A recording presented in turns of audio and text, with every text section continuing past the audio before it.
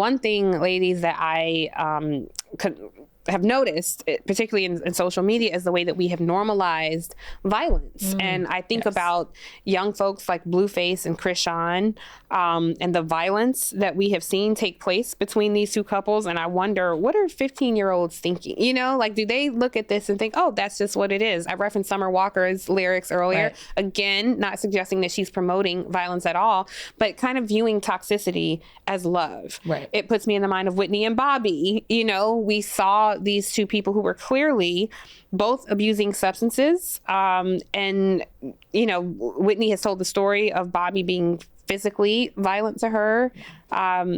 It's just kind of awful. So I want to start with you, because I think Krishan and Blueface is more your generation.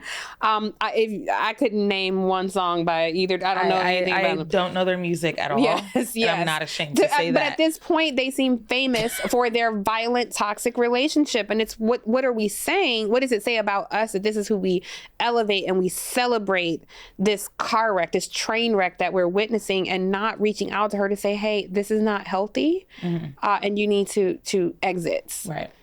The only thing I don't like about it, really, is for some reason, if you really look at it, the domestic violence, social media aspect of it always shows it between couples that keep coming back together, making it seem like it's not that bad. You should stay, or she goes back, or he went back, or whatever. Because those are the ones they circulate and kind of don't really talk about. They show them missing teeth, black eyes in the street, whatever, but they never... It doesn't seem like they drag their character like they do. Give an example, Chris Brown and Rihanna. Yeah. They didn't stay together, but they make sure to bring that up on Chris Brown every single time. Is that good in your opinion? I feel like it should be viewed both ways. Why would we tear down one and not tear down the other? You're not suggesting that we should tear down both people. I'm saying that we should tear down the aspect of, hey, this is someone that beats women. We don't say that about Krishan Rock and Blueface. It's just like, this is what they do. Yeah. This is how their relationship works, making it seem like if this is what you and your man choose to do, it's fine. Yeah. Good point. If this is what you and your relationship chooses to do, it's fine, because she goes back. He gets another tattoo of her. She does. I don't know who's tatting who. I have no idea, but we just make it, when they stay in a relationship, everyone makes it seem like that's their business. And we're not taking it seriously. No, it's that's their tabloid headline, right? Stay out of other people's business. That's what it always comes down to. But that's the thing, is not stay out of other people's business. Get into this business, tap dance on it, traffic in it, laugh about it, share it, like it, make comments under it. Yep. When really, this is a dangerous situation we're watching unfold, and no one has intervened. But I'm glad that you brought up the situation with Chris Brown and Rihanna, because I'm curious from both of you. Just a very careful, considerate question and a careful, considerate answer. And you alluded to this.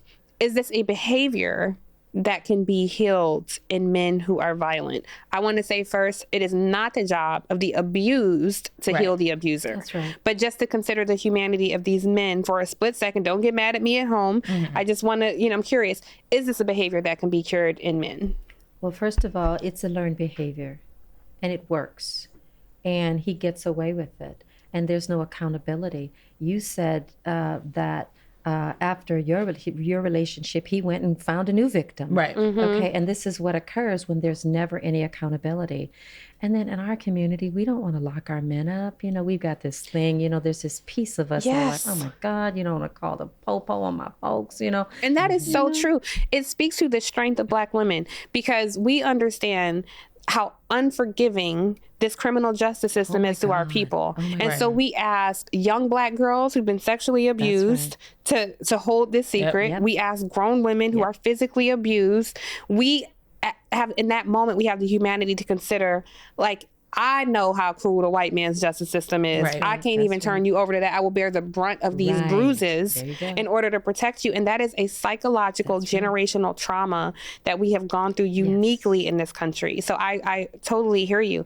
You say that, it is, we're talking about how it's normalized. It's also profitable. It is. Krishan, I mean, they have become a brand. Whitney and Bobby had a reality show that celebrated this, and we watched and we laughed and we still make jokes about it. But people, R. Kelly and Aaliyah, R. Kelly was clearly abusing this young girl. And I remember looking at it like, no, this is normal. You know, Aaliyah and I were like the same age. And I'm like, no, guys, he relates to her on a different level.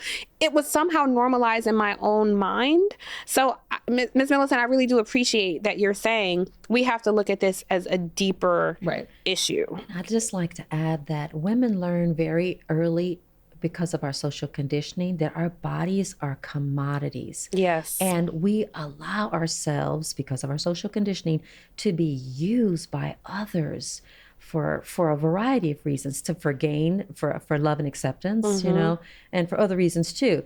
And so there's so many aspects to looking at this, like what's really going on and how are we given into these situations or give ourselves into these situations and why? So there's self-esteem, there's social conditioning, there's a spiritual disease, but violence itself is actually a disease. And it is really all about power and control and domination and materialism. If you really look at violence at any level, because I've studied it and I teach this, those are the dynamics: power and control, domination. Did he not dominate you? He did. Oh my gosh, to the nth degree. And then there's the material aspect of it too. And this is at a micro level down here in our personal lives, but at a macro level as well. Because we have learned these behaviors